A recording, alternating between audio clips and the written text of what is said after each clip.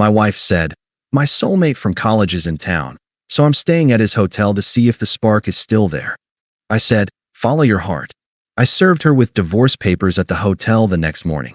Hey viewers, before we move on to the video, please make sure to subscribe to the channel and hit the like button if you want to see more stories like this. Thanks. Hey Reddit, buckle up, because this one's a wild ride. I'm still processing what happened, but I need to get this off my chest. It's been a year since my world turned upside down, and the way it went down still feels like a bad movie. I'm 35, let's call me Alex, and my ex-wife, Sarah, is 34.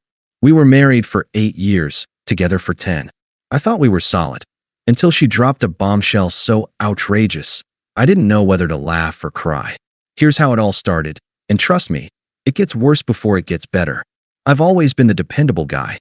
Not flashy, not chasing clout, just steady. When I met Sarah at 25, I was smitten. She was vibrant, ambitious, the kind of woman who lit up a room. We met at a friend's barbecue in our mid-sized city, bonding over bad karaoke and her obsession with spicy wings. I fell hard, and she seemed to feel the same.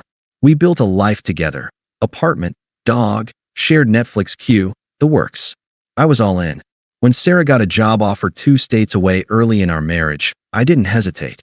I left my stable marketing gig to follow her, taking a lower-paying remote role so she could chase her dream as a PR manager. I handled most of the household stuff, cooking, cleaning, making sure our rescue mutt, Baxter, got his walks. She'd come home stressed, and I'd have dinner ready, listening to her vent about her boss or clients. I wasn't perfect, but I showed up every day, loyal to a fault. There were sacrifices. I turned down a promotion that would have meant moving again because Sarah was finally settled in her career. I skipped guys' trips to be there for her company events, playing the supportive husband. Once, I spent weeks planning a surprise trip to the coast for our 5th anniversary, recreating our first date down to the playlist. She cried when we got there, said it was the sweetest thing anyone had ever done. I thought that was us, ride or die. Looking back, there were cracks I ignored. Sarah started getting distant about 2 years ago. She'd scroll her phone during dinner, laughing at messages she wouldn't share. She'd mention her college days more, dropping names of old friends I'd never met. I chalked it up to stress. Her job was demanding, and I didn't want to nag. Maybe I was naive, but I trusted her. I believed in us. That's what makes what happened next so infuriating. Last spring, things got weird. Sarah started working late, claiming big projects. She'd come home smelling faintly of cologne, not mine, and brush it off as someone in the office. I'd ask how her day was, and she'd snap, "Can we not talk about work for once?" I felt like I was walking on eggshells. Still, I didn't push. I figured she needed space, and I loved her enough to give it. Then came the social media. Sarah got obsessed with posting selfies at bars, cryptic captions like "living my truth" or "chasing old sparks." She'd tag friends I didn't know, including this guy, Mark, her college bestie. I'd seen his name in old photos, heard stories about their wild days at university. She'd laugh about how they were inseparable back then, but I never thought much of it. Exes are exes, right? I trusted her judgment.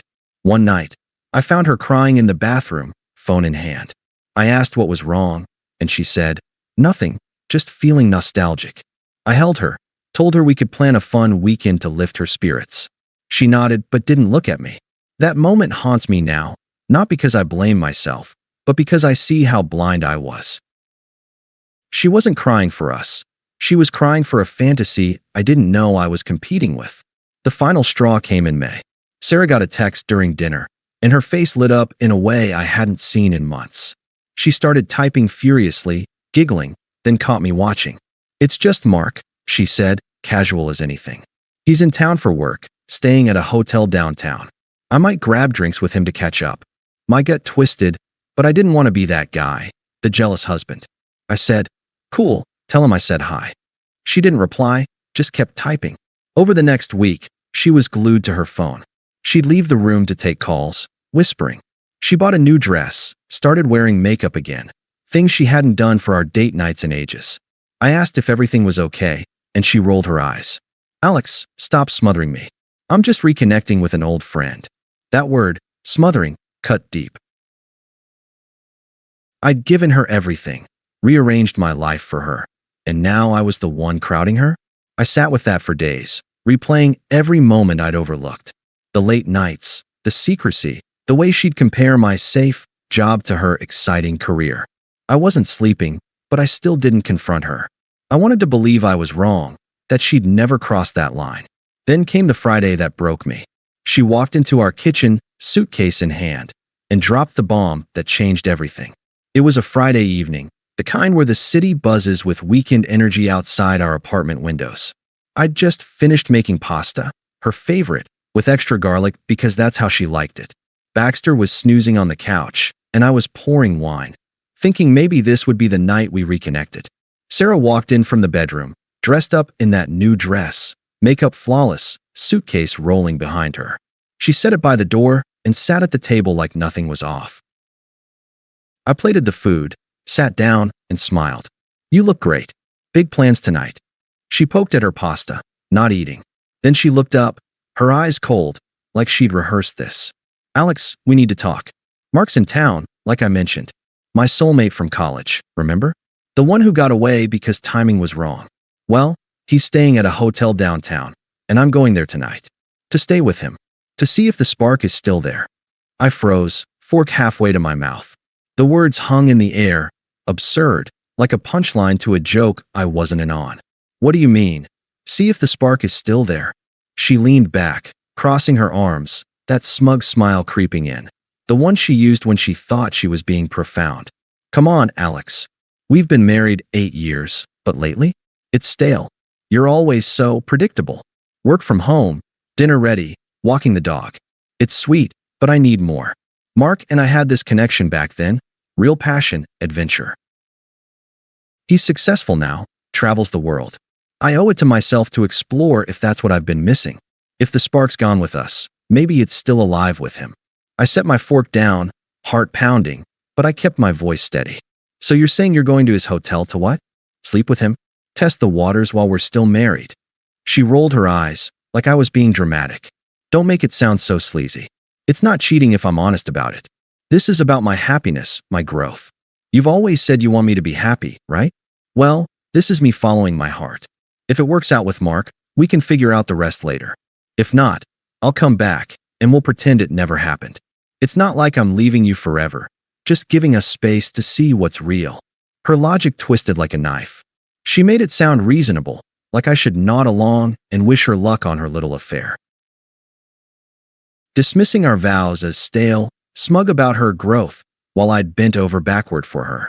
It was cruel, entitled, like I was just a placeholder until something better showed up. I looked at her, really looked, and felt the confusion hit, the unfairness of it all. But I didn't yell, didn't beg. "Follow your heart," I said calmly, standing up. "I'll take Baxter for a walk." She blinked, surprised I didn't fight. "That's it. You're not going to stop me." I grabbed the leash. "No. Safe travels." She huffed, grabbed her suitcase, and left without another word. The door clicked shut, and the apartment went silent. I served her divorce papers at the hotel the next morning, had a process server do it while she was probably still in his bed. No scene, no note. Just the end. That night, after she left, I didn't break down. I walked Baxter around the block, the city lights blurring as my mind raced. How had it come to this? I'd given up so much. Friends I'd lost touch with because we moved for her job, hobbies like hiking that I shelved to make time for her. Flashback to our wedding. Her vows about forever, my promise to always support her dreams. Now those words felt like lies, and I was left holding the pieces. I got home, poured out the uneaten pasta, and sat on the couch. Baxter curled up next to me, sensing something was wrong. I stared at the wall, letting the betrayal sink in. The confusion was the worst, replaying her words, wondering if I really was predictable, if I'd missed signs that she saw me as a backup. It hurt, deep and raw, like a punch to the gut that lingers. But I didn't call her, didn't text begging her to come back. Instead, I called my brother at midnight. "She's what?" he said, voice incredulous. "At a hotel with her ex? That's insane, man. What are you gonna do?" "End it," I replied, cleanly, by 2 a.m. I'd emailed a lawyer friend, kept it brief, factual, no ranting about her cruelty.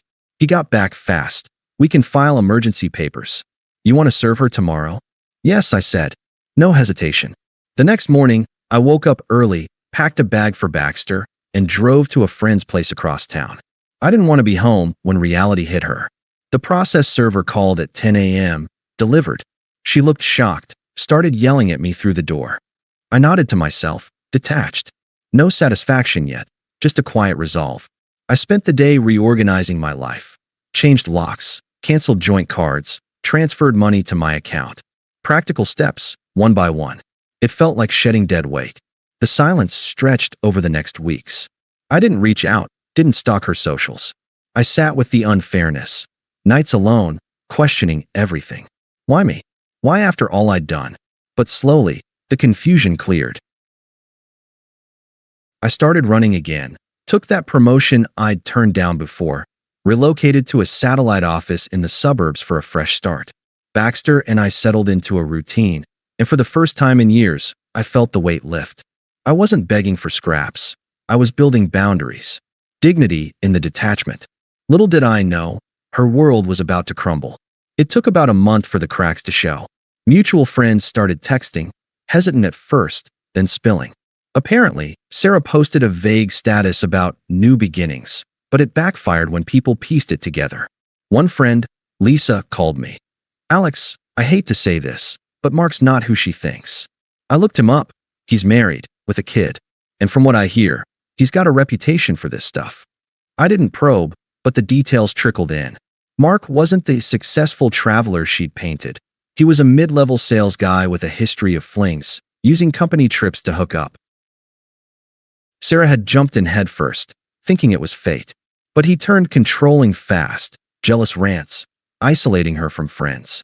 She'd quit her job impulsively, claiming she needed time to explore, but really, it was because her boss found out about the affair and demoted her for sloppy work during the distraction. Then the implosion. Mark's wife discovered the hotel receipts, confronted him. He threw Sarah under the bus, called her a crazy ex who'd stalked him, dumped her via text. This was fun, but my family's priority. Lose my number. She was left in a cheap motel, broke from blowing savings on spontaneity trips with him. Her reputation tanked. Coworkers gossiped. Mutual friends distanced themselves after seeing her hypocritical posts about honesty while she'd lied to everyone. Isolation hit next. She tried leaning on her family, but even they soured. Her sister, who I'd always found pushy, admitted later that Sarah had spun tales about me being boring and controlling to justify it. But when the truth surfaced, texts she sent bragging about Mark, friends stopped defending her. One by one, they unfollowed, left group chats. She ended up alone, jobless, crashing on a cousin's couch, her growth adventure reduced to ramen and regret. I heard bits through the grapevine, but I stayed out of it. No gloating, no involvement. It was ironic. She discarded me like yesterday's news, chasing a fake spark, only to get burned and left in the dark. Her unraveling felt earned, not vengeful.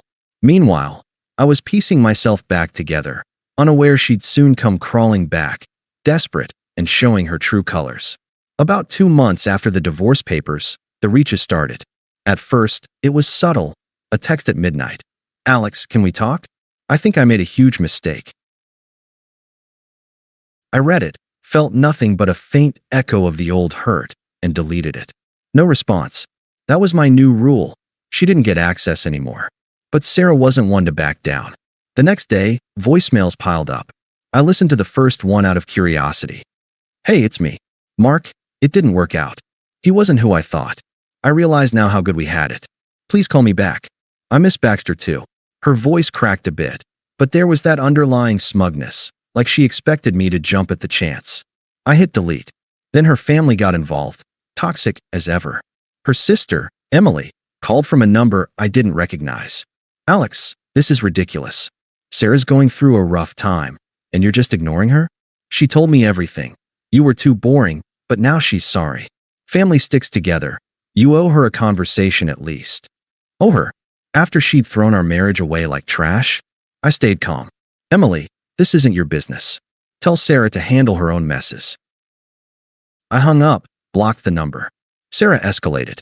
A week later, She showed up at my new apartment unannounced.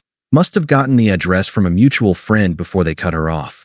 I opened the door, Baxter barking behind me.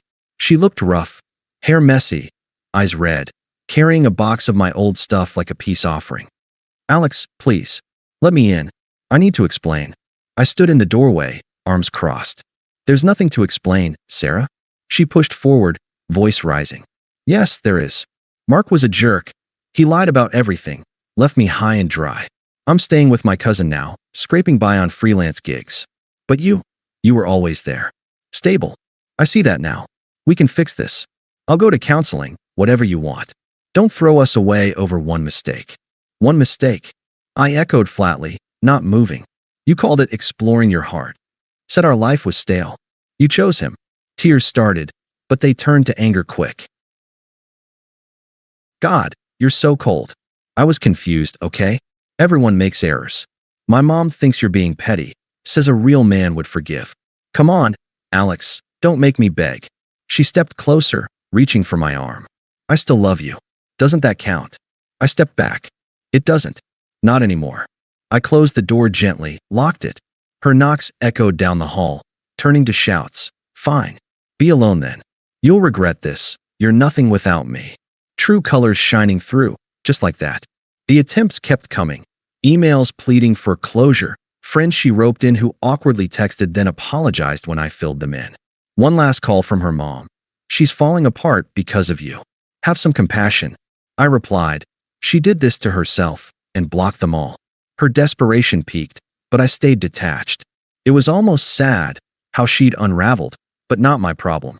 6 months post-divorce, I got an invite to our mutual friend Lisa's wedding. I'd debated going. Knew Sarah might be there, but I'd moved on.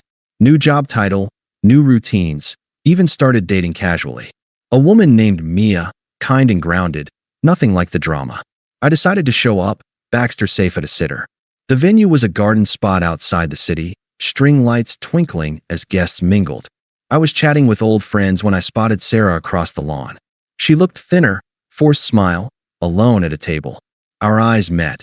She beelined over, clutching a glass like a lifeline. Alex, she said, voice low but urgent.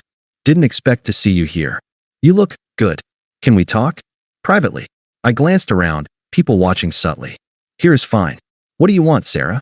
She fidgeted, glancing at my suit, the easy way I held myself. I heard about your promotion. Congrats. Look, I've been thinking. That night, I was stupid, chasing a fantasy. Mark was abusive, controlling, threw me out when his wife found out. I'm in therapy now, trying to fix myself. But I miss what we had. You were my real soulmate. Give me another chance. Her words mirrored her old hypocrisy. Now I was the soulmate? I kept my tone even, reflecting it back like a mirror. You said you needed to follow your heart. See if the spark was there. Sounds like you did. And now? She flushed. It wasn't real. Please, Alex. I'm sorry. I see now how I hurt you. I shook my head, realist mode kicking in.